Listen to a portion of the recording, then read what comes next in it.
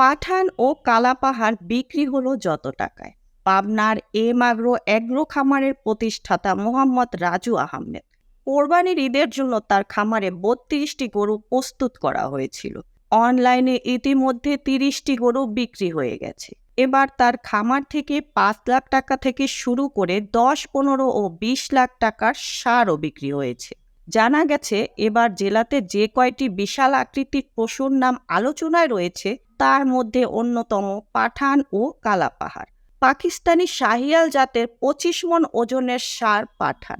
ইতিমধ্যে পাঠানকে ২৬ লাখ টাকায় বিক্রি করেছেন খামারি। আর হলস্টিন ফ্রিজিয়ান শঙ্কর জাতের ২৮ মণ ওজনের ষাঁড়টির নাম রাখা হয়েছে কালাপাহাড়। এটি বিক্রি হয়েছে ১৪ লাখ টাকায়। পুরান ঢাকার এক ব্যবসায়ী বিশাল আকৃতির এই ষাঁড় দুটি মোট ৪০ লাখ টাকায় কিনেছেন। খামারের মালিক মোহাম্মদ রাজু আহমেদ বলেন, ২০১৫ সালে বিএসসি শেষ করে বসে না থেকে এই গরু ব্যবসা শুরু করি। ৪টি গরু দিয়ে খামারের যাত্রা শুরু করে ভালো টাকা পেয়েছিলাম। পরের বছরই ২০টি গরু কিনে লালন পালন করে বেশ লাভবান হয়েছি।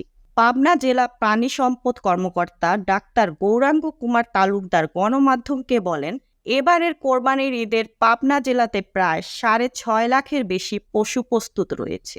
এর মধ্যে জেলার চাহিদা ৩.৫ লাখ পশু। বাকি ৩ লাখের বেশি পশু সারা দেশে সরবরাহ করা হবে। এই ছিল এখনকার প্রতিবেদন। নিত্য নতুন সংবাদ পেতে আমাদের চ্যানেলটি সাবস্ক্রাইব করুন এবং আমাদের ফেসবুক পেজ ফলো দিয়ে রাখুন।